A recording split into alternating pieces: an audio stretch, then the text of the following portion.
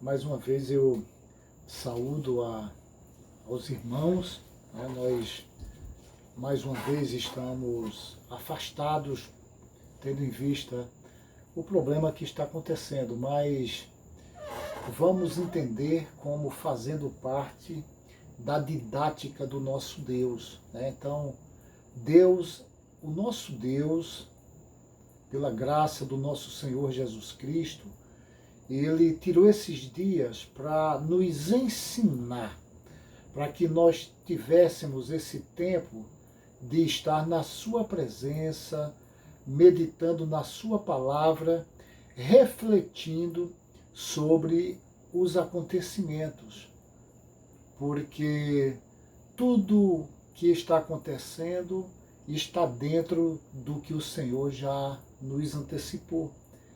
Talvez não imaginássemos que estaríamos vivendo esse tempo, mas pela graça do Senhor, Ele permitiu que nós sejamos a igreja desses dias. Vamos orar. Amado Deus, Pai nosso que está nos céus, te damos graças pelo dom da vida, pelo momento que Tu nos concede, porque, Senhor, se estamos vivendo esses dias de dificuldades, entendemos também que a Tua graça e a Tua presença é maior junto a nós, porque, Senhor, isso é promessa Tua, que estaria conosco todos os dias até a consumação do século. Bendito seja, ó Deus Altíssimo, porque Tu és fiel no cumprimento da Tua palavra. Senhor, prepara as nossas mentes e corações, dando-nos sabedoria e inteligência para que tenhamos a percepção dos tempos, para que possamos, Pai, lendo as Escrituras, entendermos tudo isso que estamos passando. Bendito sejas por estar conosco, pela Tua promessa se cumprir nas nossas vidas. Em nome de Jesus Cristo, amém. Bom, hoje nós vamos fazer a leitura conforme havíamos comunicado, né, na nossa EBD passada. Então hoje nós vamos ler Lucas capítulo 21, dos versos 20 até o versículo 38. Vamos fazer o nosso estudo nesses versículos. E é muito importante que nós nos lembremos de alguns fatos, né? Então, essa parte que nós estamos agora estudando, ela começa aqui a partir do versículo 5, quando alguns discípulos, né, principalmente aqueles mais próximos de Jesus, eles falavam a respeito da grandeza do templo, tá? E no versículo 7, nós vamos verificar que eles perguntam a Jesus Cristo quando essas coisas aconteceriam e quais os sinais que marcariam esses eventos, né? Então, vamos dar uma olhada lá no Evangelho de Marcos, no capítulo 13, versículo 1, né? O versículo 1, ele diz o seguinte: ao sair Jesus do templo, disse-lhe um dos seus discípulos: que mestre, que pedras, que construções, isso aí, tá? Mas é muito importante entendermos que nesta ocasião Jesus saiu do templo e ele não voltou mais ao templo. Nós vamos acompanhar a leitura em todos os evangelhos, tanto Mateus quanto Marcos e Lucas. Nós vamos perceber que a sequência, a partir deste momento, da traição por Judas, da última ceia, e Jesus ele não volta mais para o templo, tá? O outro ponto que o Evangelho de Marcos elucida está relacionado com quem fez esta pergunta, estas perguntas. Então, essas perguntas nós vamos verificar no versículo 3 do capítulo 13 de Marcos, que essas perguntas elas foram feitas por Pedro, Tiago, João e André, esses que faziam parte do círculo mais íntimo de Jesus.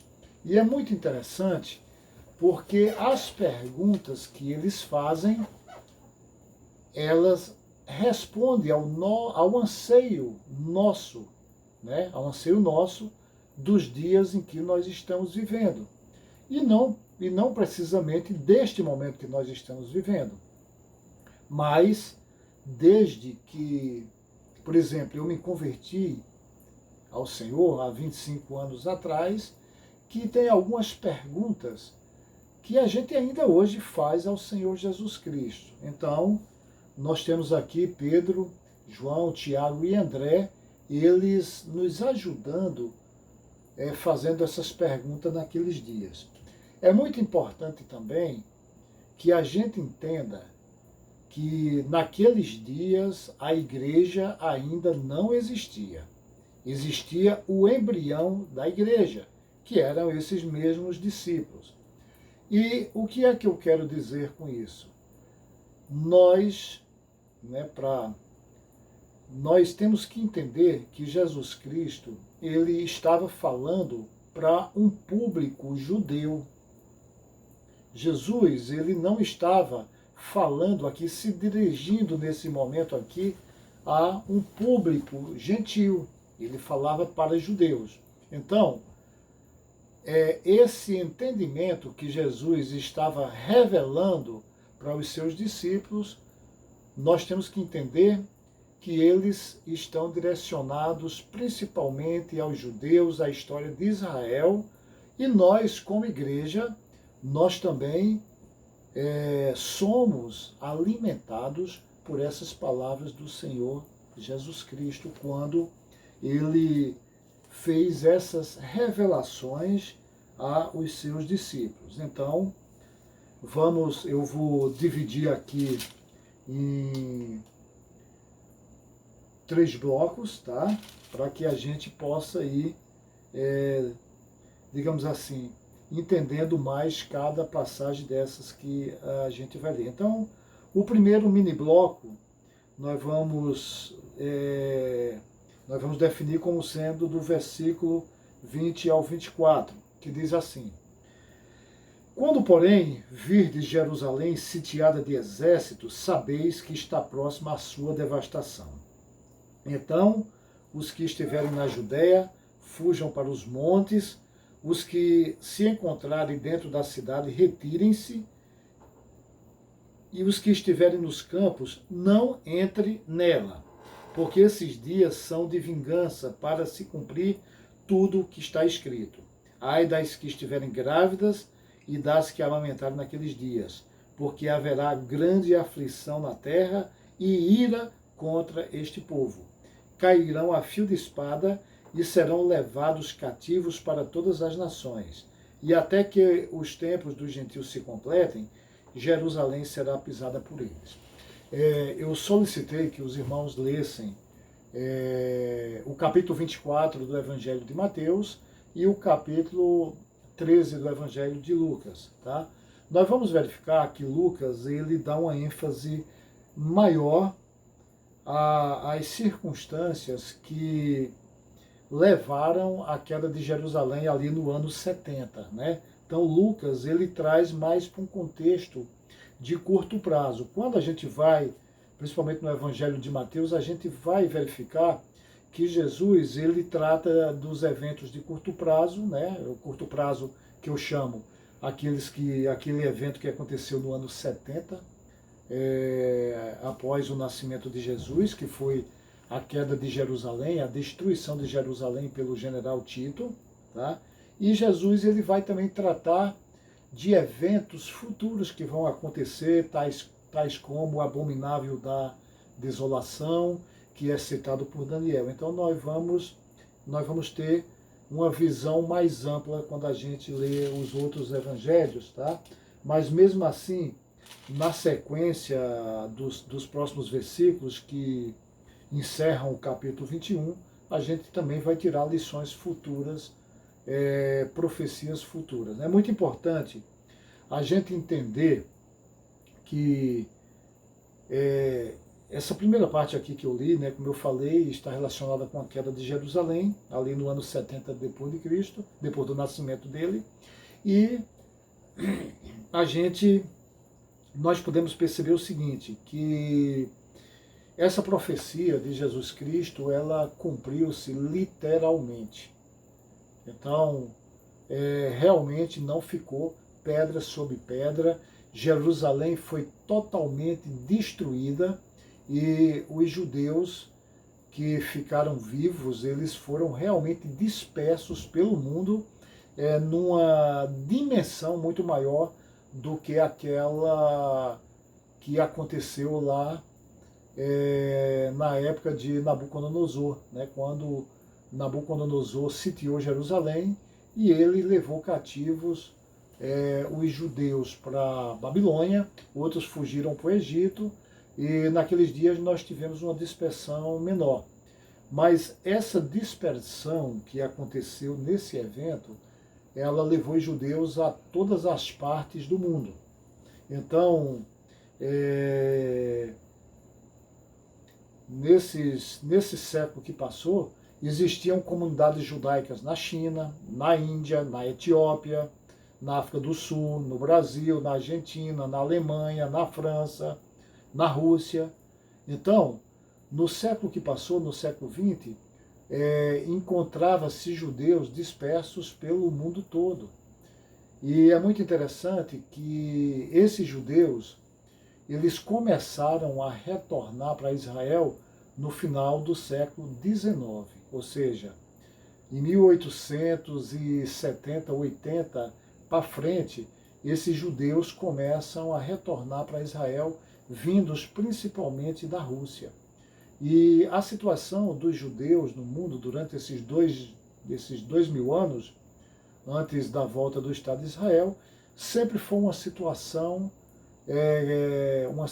uma condição de vida que nos remete às profecias e às condenações que Deus havia dito ali em Deuteronômio, ali por Moisés, o que aconteceria se eles se voltassem contra Deus, ou se buscassem outros deuses, ou se fossem desobedientes às leis do Senhor.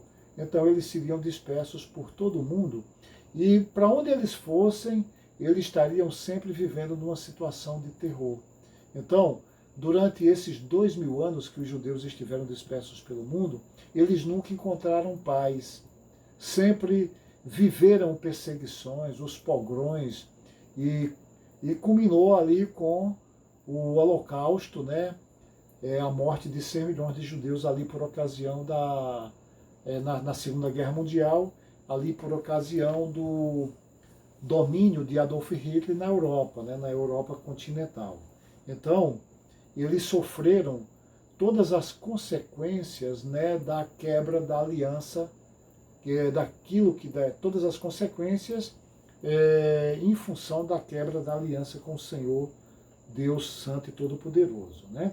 E a gente vê que Jesus Cristo, ele orienta, né, seus discípulos, né, a igreja que estaria se formando dali a poucos dias, né?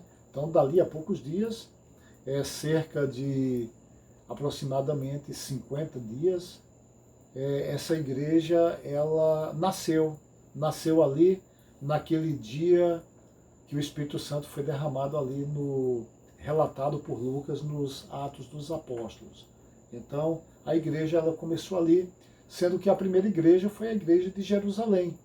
E esses cristãos, dali a alguns dias, eles começaram a ser perseguidos, né, de forma que eles se dispersaram e começaram a proclamar o evangelho em outros lugares. Então, os próprios cristãos que estavam em Jerusalém naquele dia lá, onde comemorava-se o Pentecostes, aqueles cristãos que eram oriundos de várias nações, eles voltando para suas cidades, suas terras onde eles viviam, eles ali muitos deles fundaram igrejas, e sendo que a primeira igreja foi em Jerusalém, né? Então Jesus ele alerta aqueles discípulos, né, para que eles prestassem muita atenção quando eles vissem Jerusalém cercada de exércitos, né?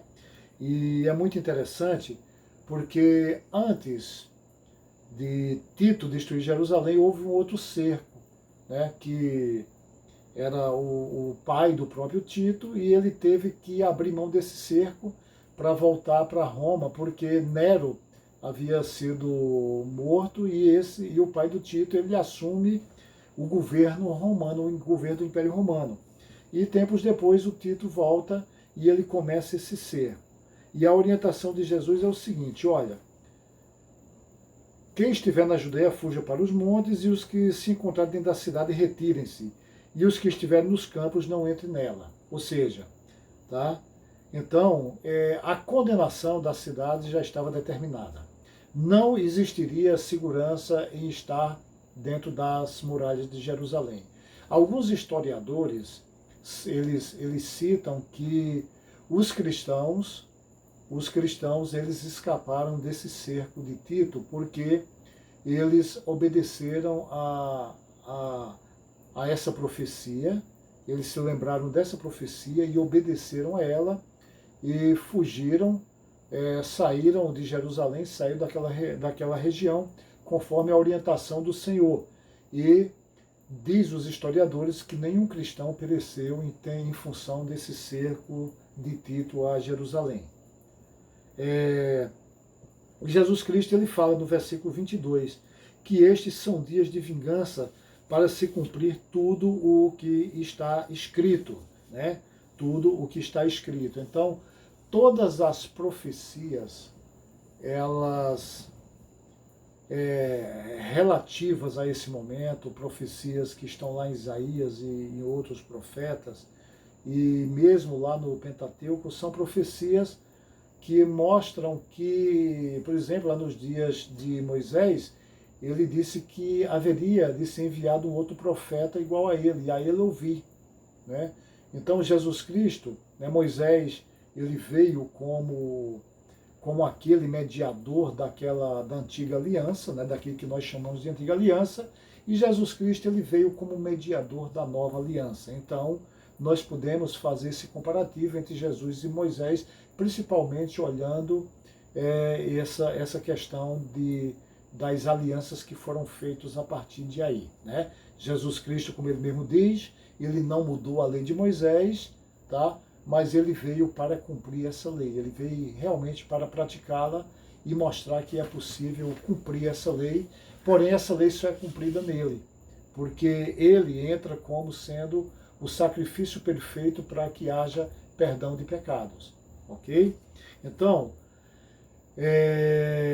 vamos dar uma olhada em Lucas, no capítulo, vamos voltar aqui no capítulo 19 de Lucas, tá? Nos versículos 41 a 44. Vamos relembrar, porque na nossa EBD presencial nós já havíamos passado por esse capítulo, mas vamos relembrar o que é que o Senhor Jesus Cristo fala nos versículos 41 a 44 do capítulo 19. Quando ele ia chegando, vendo a cidade, né? Então a gente leu, a gente vinha acompanhando, né, essa vinda de Jesus Cristo para Jerusalém. Ele passa em Jericó, né? Então ele faz todo um trajeto, mas ele disse a seus discípulos que agora ia para Jerusalém, porque era necessário que fosse a Jerusalém, porque ali ele seria morto, e os discípulos não entenderam o que é que estava acontecendo, né? Mas agora Jesus vem, e ele, quando ele chega num ponto que ele avista a cidade, ele chora. Então Jesus chora. E ele diz o seguinte, ele diz as seguintes palavras: "Ah, se conhecera por ti mesma", ou seja, se tu tivesses entendido aquilo que pode te trazer a... Pois sobre ti virão dias em que os teus inimigos te cercarão de trincheiras e por todos os lados te apertarão cerco. E assim foi, né? Conta-se que Tito, ele foi fazendo um cerco lento, né? Então, quem estava dentro da cidade já não podia mais sair, porque os romanos prendiam. Então, a cidade ficou realmente apertada, fechada, trancada. Então, vocês ou nós podemos imaginar, né, nesses dias que nós estamos vivendo, o que é você estar vivendo trancado e angustiado, porque não sabe o que é que vai acontecer nos próximos dias, nos próximos meses. E essa situação aqui de Jerusalém, ela só ia piorando, né? E a gente pode imaginar que a quantidade de comida ia diminuindo, pessoas iam morrendo, né? Cadáveres iam se acumulando na cidade, porque não podia sair também para enterrar os mortos. Então, era um prenúncio de um desastre, né? E Jesus aqui, ele antevê tudo isso, ele vê tudo isso. Ele, como Deus, pela sua onisciência, ele já enxerga tudo isso, porque Jerusalém recusou o seu Messias. Tá? Então, e diz também os historiadores que Tito, ele foi construindo montões de terra para permitir que as suas tropas fossem adentrando dentro de Jerusalém. Ele foi fazendo o negócio de uma forma que demonstrava um planejamento,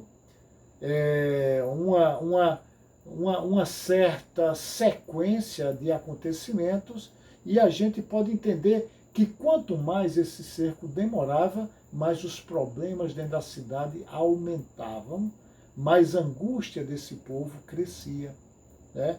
E diz também os historiadores que a partir desses montões, desse acesso, ele foi tomando a cidade, né? Foi tomando a cidade de uma forma relativamente lenta, conquistando parte por parte da cidade. Então isso demorou meses, né? E Jesus, ele fala, né? Pois sobre ti virão dias em que os teus inimigos te cercarão de trincheiras, e por todos os lados te apertarão o cerco, e te arrasarão, e aos teus filhos dentro de ti não deixarão, e apertarão e te arrasarão, e aos teus filhos dentro de ti. Nem deixarão pedra sobre pedra, porque não reconhecestes a oportunidade da tua visitação. Então Jesus está dizendo: eu, o ungido, o prometido, o Messias, eu vim, mas vocês não quiseram me aceitar.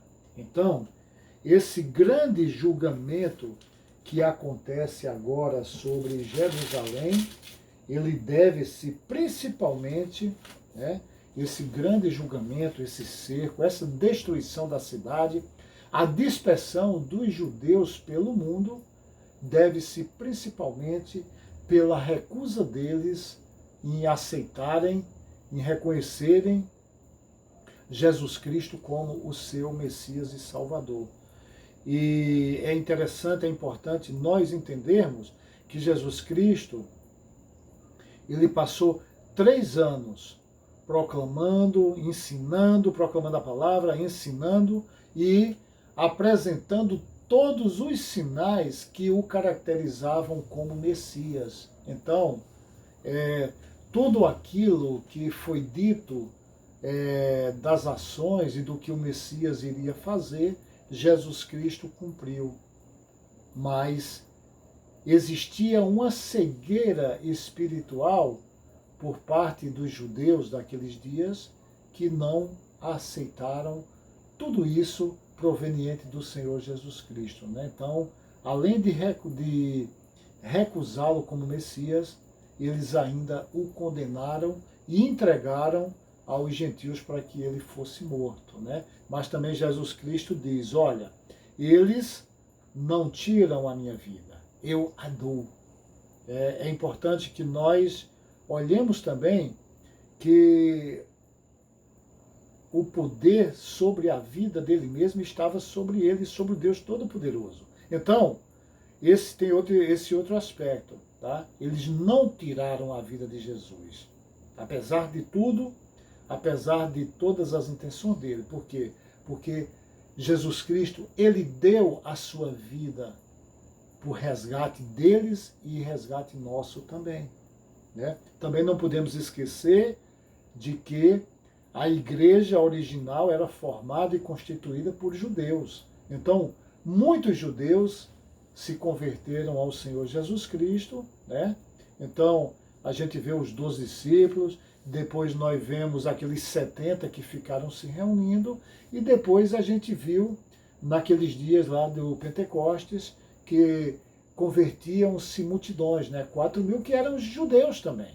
Então, a igreja, ela teve origem nos judeus. A primeira igreja, como eu falei, foi a igreja de Jerusalém. E daí vieram as outras igrejas, a igreja de Roma, de Éfeso, Esmirna, Tessalônica, Corinto, né? E tantas outras igrejas que se formaram ao longo desses dias, né? Temos o caso do etíope, né? Daquele eunuco etíope relatado lá em Atos, que foi batizado por Felipe, né? Então, possivelmente, ele fundou também uma igreja lá na Etiópia, lá na região que ele morava, né? Então, o evangelho começou a se espalhar atendendo às orientações do nosso Senhor Jesus Cristo, né? E o Jesus, ele continua aqui falando, né? Ai das que estiverem grávidas, né? E das que amamentaram aqueles dias. Então, o relato dos historiadores é que os romanos, a exemplo dos babilônicos também, como tomaram Jerusalém, dos assírios, eles partiam as mulheres grávidas pelo meio com espada. Então, vocês imaginam o terror, a angústia que esse povo passou naqueles dias. E tem relato de historiadores que dizem, né, aqui quando fala que serão levados cativos para todas as nações, que cerca de 100.000 judeus, né, ali residentes em Jerusalém, foram levados para o Egito e ali foram vendidos para mercadores de escravos, né? Além daqueles que foram levados para a própria Roma, né, que entraram marchando em Roma lá, levados escravizados pelas tropas romanas, né?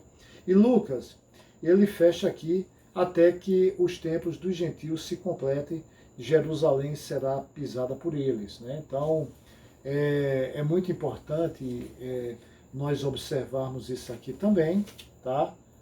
Porque muitas vezes nós, e a igreja de uma forma geral, e algumas igrejas reforçam mais ainda, parece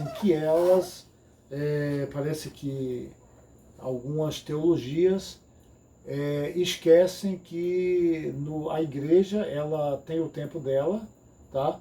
E que os judeus eles voltarão, eles novamente, eles serão, digamos assim, alcançados pela graça de Deus, porque existe uma promessa que foi feita a Abraão e os decretos do nosso Deus eles são irrevogáveis. Então, o Senhor Deus, ele tem os julgamentos, né, sobre este povo, mas também tem as promessas de restauração para este povo. Então, vamos olhar em Romanos 11, 25, 32. Romanos 11, 25 a 32. Diz o seguinte a palavra do Senhor. Porque não quer, irmãos, aqui é Paulo falando à igreja de Roma, tá? E aqui dentro da igreja de Roma tinha gentios e tinha judeus também, né? Mas entendemos que tem um discurso aqui, principalmente porque tinha muitos gentios aqui nessa igreja. Então Paulo está dizendo, olha, porque não quer, irmãos, que ignoreis este mistério, para que não sejais presumidos em vós mesmos, que veio endurecimento em parte a Israel, até que haja entrado a plenitude dos gentios. E assim, todo Israel será salvo, como está escrito: virá de Sião o libertador, e ele apartará de Jacó as impiedades. Essa é a minha aliança com eles, quando eu tirar os seus pecados. Quanto ao evangelho, são eles inimigos por vossa causa.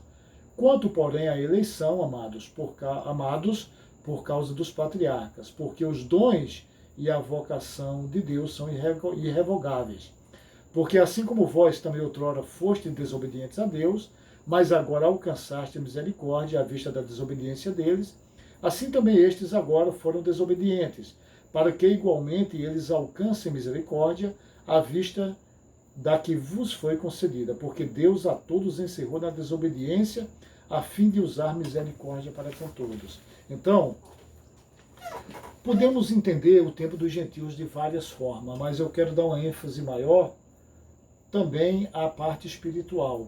Então, esse tempo dos gentios no qual nós vivemos, no qual a igreja vive, né, já que nós não somos judeus ou descendentes de Abraão por sangue, mas nós tornamos-nos descendentes de Abraão porque fomos enxertados pela palavra do Senhor Jesus Cristo.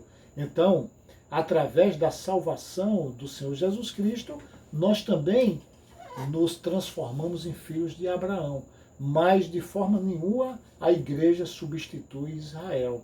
A igreja é a igreja, Israel é Israel, né? Então, outro aspecto também muito importante de nós visualizarmos é essa questão da formação do próprio Estado judeu.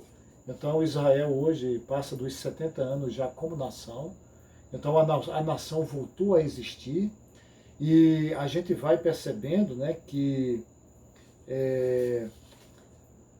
Jerusalém ela está se tornando cada vez mais judaica. Então, digamos assim, hoje Jerusalém já podemos até dizer que ela pertence ao Estado de Israel. Apesar de toda essa disputa, de toda essa briga aí com os palestinos, com os árabes. Mas Jerusalém já está lá hoje dentro do coração de Israel. Ela foi restaurada, recuperada, digamos assim, ela foi recuperada em 1967. O exército israelense conquistou Jerusalém na sua totalidade. Tá? Então hoje o governo de Jerusalém ele já é um governo judaico. Tá? Então a gente vai vendo que as profecias do Senhor elas estão chegando, essas profecias relativas à sua volta para buscar a igreja, a gente pode entender que estão bem próximas de se cumprirem. A igreja está bem próxima de ir. Tá? Não podemos afirmar o dia nem a hora, porque não sabemos, né? Nós não sabemos e nem temos autoridade para imaginar, para calcular isso aí, porque essa é uma prerrogativa do Deus Todo-Poderoso, do Pai, como o próprio Senhor Jesus Cristo disse, que essa data nem os anjos nem o Filho saberia dizer, sabem, mas apenas o Pai. Ou seja, essa é uma prerrogativa do Pai, Deus Todo-Poderoso. E eu entendo que esse tempo ele está diretamente relacionado à misericórdia de Deus. Por quê e para quê? Tá? Para que possam se salvar o máximo possível de pessoas. Porque o desejo do nosso Deus é que ninguém se perca, mas que todos possam ser salvos, né?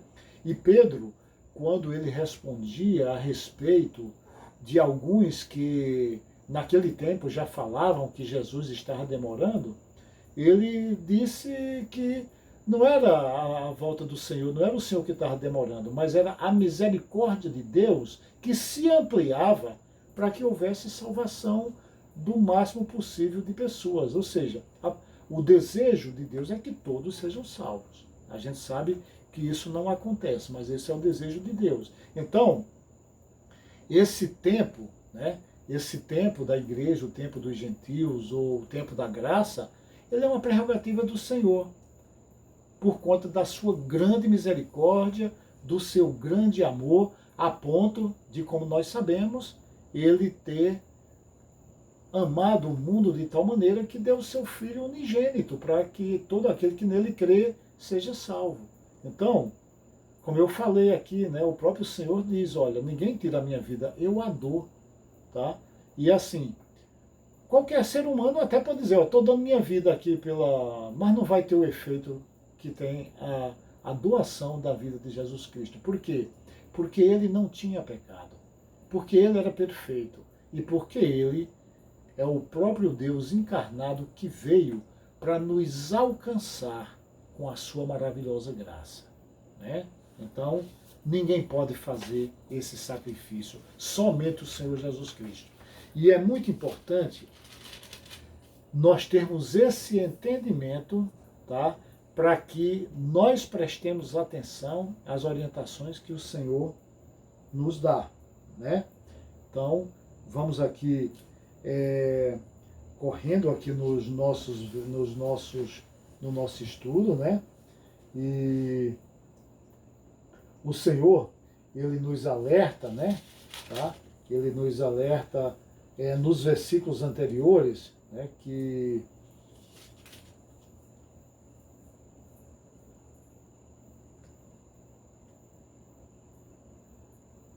o Senhor, ele nos alerta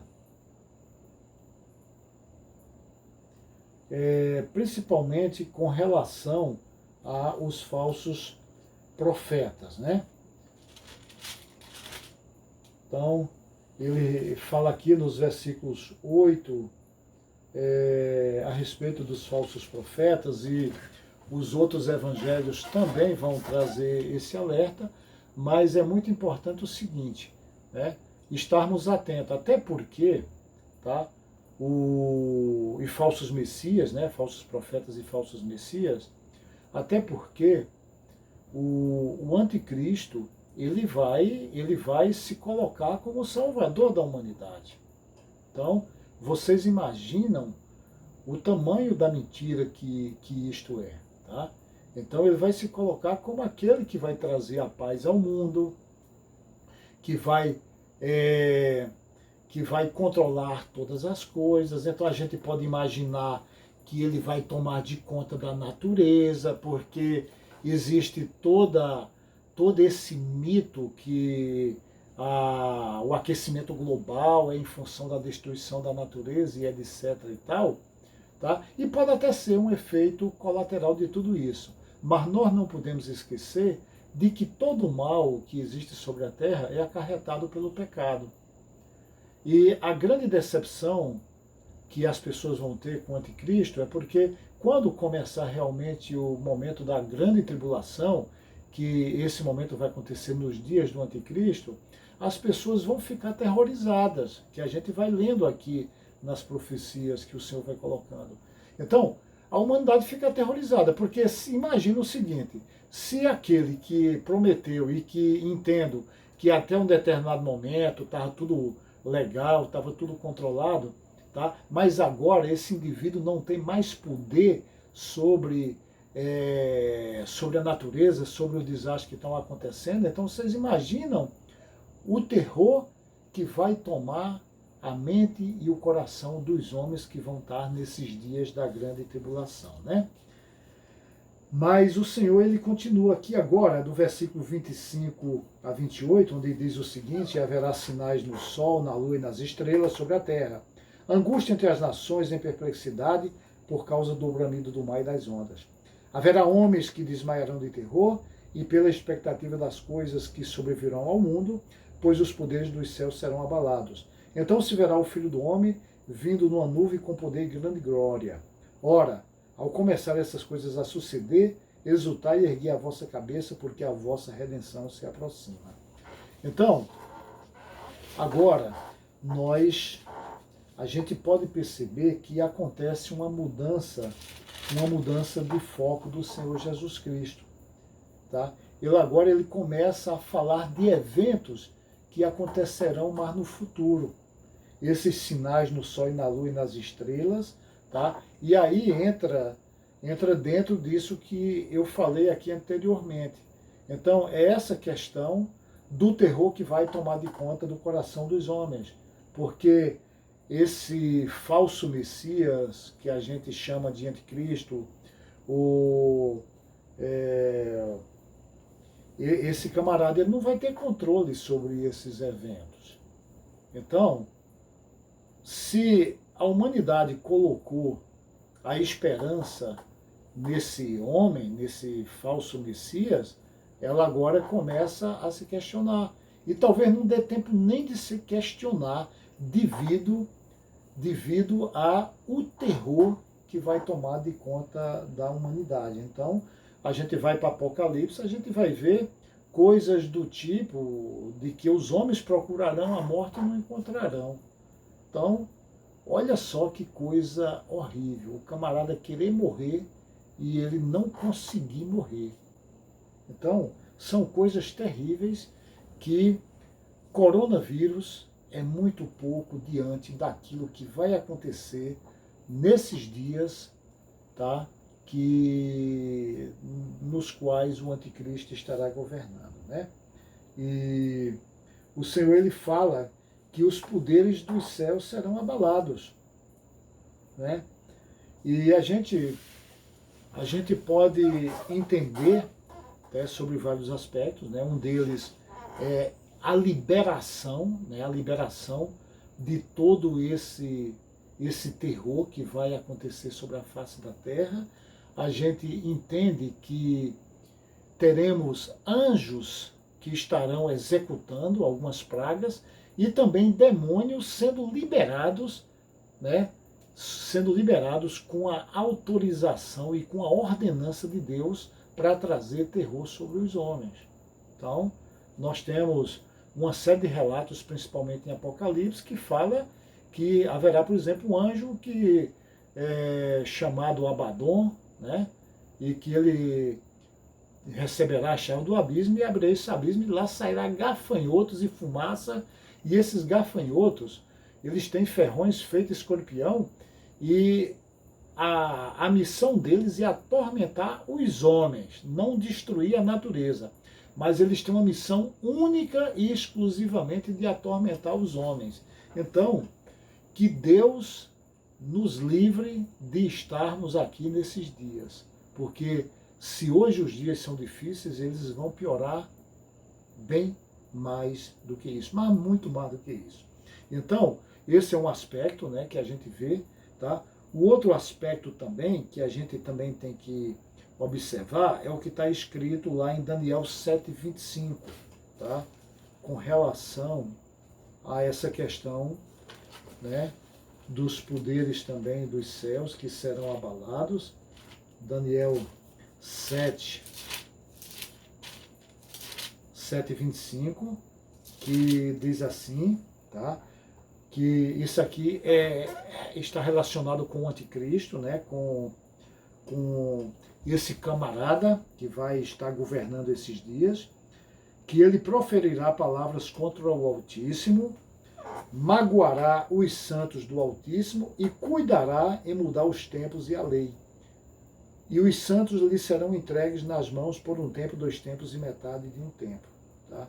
Então, nós podemos perceber aqui que esse camarada ele vai mudar os tempos e a lei. Tá? Podemos imaginar, por exemplo, uma mudança de tempo. Tá? Isso aí podemos imaginar. Eu não posso afirmar que é isso. Tá? Mas, por exemplo, começar uma contagem de tempo diferente que não essa que a gente faz a partir do nascimento do Senhor Jesus Cristo. Então, o objetivo dele, vocês imaginam, é apagar o nome do Senhor Jesus Cristo. Então, pode mudar a contagem desse tempo. Ok? E ele também mudará a lei. Tá? Então, todas essas coisas, né, principalmente a lei, ela está relacionada diretamente ao poder celestial. Então, são leis proclamadas pelo próprio Deus. Né? Então, esse camarada, ele vai alterar essas leis e vai dizer palavras blasfemas contra o Altíssimo. Né? Quando Daniel fala de santos aqui, ele também está relacionando ao povo judeu. Então, a gente pode imaginar que nesses dias aqui, tá, esses eventos, né, esses eventos aqui, eles vão estar também relacionados ao povo judeu. Tá? E lógico, aos gentios que estiverem vivos nesses dias, né? Mas os santos que estão aqui, a gente já está entendendo que estarão relacionadas já com o povo judeu, tá? E agora, indo para os versículos 29 a 36, que diz o seguinte, né? Vamos lá acompanhar a nossa leitura. Ainda lhes propôs uma parábola dizendo: vede a figueira e todas as árvores. Quando começam a brotar, vendo, sabeis por vós mesmos que o verão está próximo. Assim também, quando virdes acontecer essas coisas, sabei que está próximo o reino de Deus. Em verdade vos digo que não passará esta geração sem que tudo isso aconteça. Passará o céu e a terra, porém as minhas palavras não passarão. Também eu queria fazer aqui uma pequena pausa aqui nesse versículo 33. Tá? Jesus aqui ele conta uma parábola, né? Mais uma vez ele usa essa figura da parábola, onde ele usa a figueira, né? Eu gosto sempre de trazer a nossa mente que a figueira, a videira, né? Como eu já falei em outro momento, nós já vimos isso aí, elas são símbolos também que o Senhor usa relacionados a Israel. Então, muitas vezes, a figura da figueira e a figura da videira estão relacionadas a Israel. Tá? E, por exemplo, a gente vê aqui Mateus 21, 19, tá? Mateus 21, 19, tá? Nós vamos verificar, nós vamos ver o que Jesus faz com aquela figueira que ele não encontrou fruto, né? Então, ele aqui diz o seguinte, o texto: e vendo uma figueira à beira do caminho, aproximou-se dela, e não tendo achado senão folhas, disse-lhe: nunca mais nasça fruto de ti. E a figueira secou imediatamente. Então, esse julgamento que Jesus fez com essa figueira já retrata também o julgamento relacionado a Israel. Então, Israel foi estabelecido pelo Senhor nosso Deus para ser luz para as nações. E Israel não cumpriu essa missão de proclamar, digamos assim, aquilo que era a boa nova de Deus, o Evangelho do Deus Santo e Todo-Poderoso, que foi conferido lá nos tempos de Moisés. Então, Israel, nós já lemos também outra passagem, que Israel era para ser luz para as nações. Então Israel era para ser um exemplo para as nações do que seriam as bênçãos, né, para aqueles que fossem fiéis ao Senhor. Mas Israel apostatou. Então Israel, durante toda a sua história, a nação de Israel ela ficou contra o Senhor Deus Todo-Poderoso. Então nós vamos ver a desobediência à lei do Senhor, a idolatria, a violência e tantas outras práticas, né, que eles praticaram se igualando, e alguns profetas relatam que eles fizeram até pior do que as nações que estavam em Canaã antes dele. Então, eles exageraram nessas práticas pagãs e, de uma certa forma, isso veio a envergonhar o nome do Senhor. Então aquilo, ou aquela que era para ser a nação, que glorificasse, que evidenciasse as bênçãos de Deus para um povo que fosse fiel a ele, tá? Então nisso aí Israel falhou. E essa figueira que Jesus amaldiçoa tem este significado também, porque a exemplo de Israel, ou melhor, a exemplo da figueira, Israel também não frutificava. Tá? Então, nós temos outras referências de figueira, vocês podem anotar, nós vamos encontrar comparativos, né, de figueira, Israel figueira, em Jeremias 8,13, Oséias 9,10, Joel 1,7. Então, são referências que a gente verifica principalmente nos profetas. Então, os profetas, eles trazem muito essa ilustração de Israel como sendo uma videira ou como sendo uma figueira, né? Tá? E continuando aqui, tá? Versículo 34 a 36, que diz assim: acautelai-vos por vós mesmos, para que nunca vos suceda que o vosso coração fique sobrecarregado com as consequências da orgia, da embriaguez e das preocupações deste mundo, e para que aquele dia não venha sobre vós repentinamente como laço, pois há de sobrevir a todos os que vivem sobre a face da terra. Vigiai, pois, a todo tempo, orando, para que possais escapar de todas essas coisas que têm de suceder e estar em pé na presença do Filho do Homem. Então aqui, o que o Senhor Jesus Cristo, ele nos alerta, é o que a gente vem falando ao longo da nossa convivência na nossa congregação do Henrique Leite. Fidelidade ao Senhor, obediência ao Senhor. E é muito interessante se a gente comparar a ocorrência, né, esse momento que a gente vive, né, que ninguém de nós esperávamos que a gente fosse estar vivendo um momento desse. E aconteceu, está acontecendo, estamos vivendo ele. Então, a gente tem uma prova concreta de que as profecias, né, aquilo que o Senhor Jesus Cristo e os profetas colocaram, vão se cumprir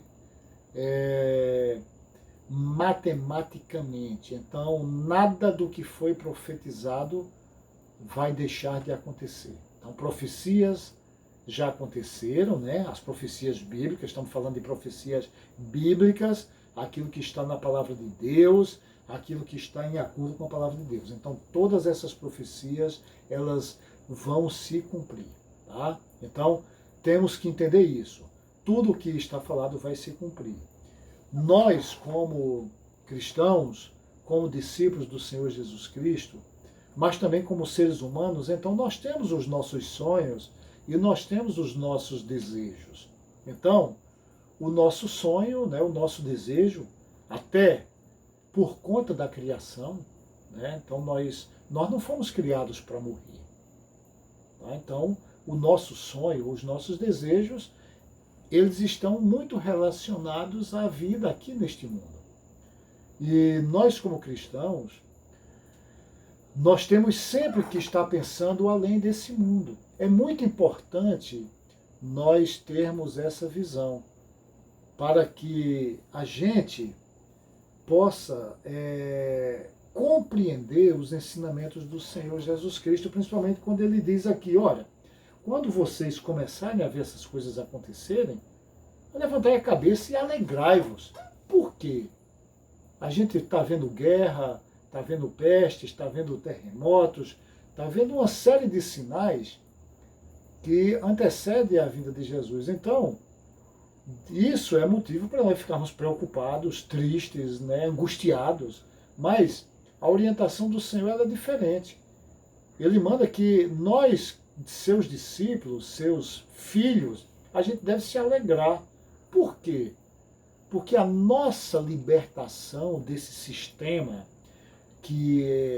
no qual nós estamos inseridos, ele está perto de terminar. A nossa libertação dessa vida mortal, dessa vida angustiante, tá? Onde os poucos momentos bons que nós temos nesse mundo, a gente dá tanto valor, e aí eu falo de mim mesmo, né? Então, mas nós damos tanto valor os momentos bons vividos aqui, poucos momentos bons vividos, que a gente parece que não quer se libertar, não quer se desapegar deste mundo. Mas o Senhor, ele sempre nos orienta de que o nosso reino não é deste mundo. Nós estamos aqui, nós estamos neste mundo, mas nós não somos mais dele. Tá? A nossa visão agora é eterna. Quando nós vamos para o livro de Apocalipse, principalmente lá no capítulo 22, nós vamos ver como é que é o reino de Deus. Um lugar onde não tem doença, não tem lágrima, não tem dor, não tem angústia.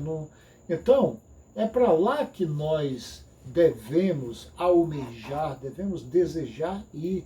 É para a presença do Senhor. Então, nós temos que fazer esse exercício espiritual de ansiarmos, desejarmos estar na presença do Senhor. Como disse Paulo, né? Dizendo isso, não quer dizer agora que vamos tirar nossa vida ou que queiramos desesperadamente morrer, mas não. O que nós devemos alimentar nos nossos espíritos, nas nossas mentes e corações, é que nós temos muito mais a ganhar e receber na presença do nosso Senhor, vivendo com Ele eternamente, do que nesta vida. Então, vamos desapegar. E quando eu falo isso, eu estou falando aqui para mim mesmo, né? Então, devemos nos alegrar porque realmente a nossa redenção, ela se aproxima. E o Senhor, Ele nos orienta para que a gente não busque os prazeres deste mundo, né? Ele fala consequências da orgia.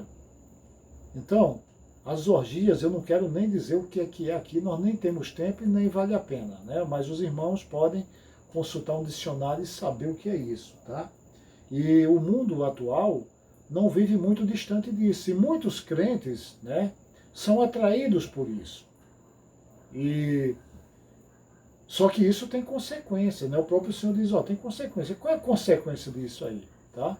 Então, são atos pecaminosos, libidinosos, que vão impedir a nossa salvação. Simples assim. Tá? Então, a embriaguez, tá? A própria palavra do Senhor diz que os bêbados, os beberrões, não herdarão o reino de Deus. Tá? Então, e as preocupações deste mundo. Na nossa vida diária, nós temos as preocupações naturais deste mundo. Essas preocupações nós devemos compartilhar com o nosso Senhor para que Ele possa ou tirar das nossas mentes ou Ele mesmo resolver essas questões por nós, para que sejamos aliviados. Que os nossos fardos a gente entregue ao Senhor Jesus Cristo como Ele mesmo nos sugere, né? Então, vinde a mim, né? Ele, vinde a mim, vós que estáis sobrecarregados, e eu vos, angustiados, sobrecarregados, e eu vos aliviarei. Ou seja, vamos entregar para Jesus nossos fardos, preocupações e outras coisas mais, para que nós tenhamos o nosso tempo, ao invés de estar sendo usado para cuidar das coisas deste mundo, tá?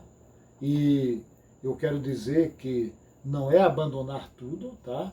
Mas é não estar angustiado, não estar sobrecarregado a ponto de eu não ter tempo para orar, para ler a palavra de Deus. Ou seja, essa sobrecarga, né, de preocupações quer dizer o seguinte, que você dedica todo o seu tempo a resolver essas questões do mundo porque você está preocupado apenas com as coisas do mundo.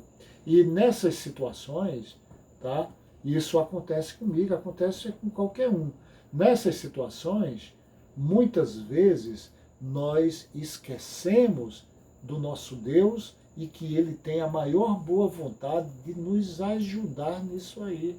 Então, o próprio pastor Alcides, né, falou lá da batalha, onde o Senhor diz, olha, vocês não terão que lutar. Então, o Senhor é aquele que nos dá o que a gente necessita enquanto a gente dorme. Então, nós não podemos esquecer essas orientações que o Senhor nos dá. E como é que nós não vamos esquecer isso? Lendo a sua palavra, meditando na sua palavra e orando, buscando soluções no nosso Deus. Ou seja, nós vamos estar direcionando a nossa adoração, as nossas necessidades para aquele que realmente pode resolver, para aquele que é Deus, para aquele que não entrega a sua glória para outrem. Tá? Então, muitas vezes nós queremos a glória para a gente, o agente está colocando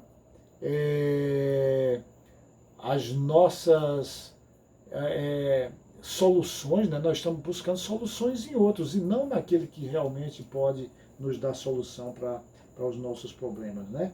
Então o Senhor diz, olha, tudo isso há de sobrevir. Então no versículo 35 ele diz, tudo isso há de sobrevir a todos os que vivem sobre a face da terra. Então é inevitável, tá? Isso vai acontecer. Tudo o que o Senhor disse vai acontecer. É tanto que no versículo 33 ele diz o seguinte, ó, passará o céu e a terra, porém as minhas palavras não passarão, né? E ele diz, olha, quando vocês virdes acontecer essas coisas, saber que está próximo o reino de Deus, versículo 31. E ele diz, ó, em verdade eu vos digo que não passará esta geração sem que tudo isso aconteça. E aí nós podemos olhar por de várias formas, tá? Naqueles dias lá da destruição de Jerusalém, boa parte da geração daqueles dias viu a destruição de Jerusalém. E também pode e deve estar relacionado com os dias nos quais vivemos. Então, possivelmente, a geração, tá, que começar a ver esses acontecimentos, elas irão até o fim para ver tudo que vai acontecer.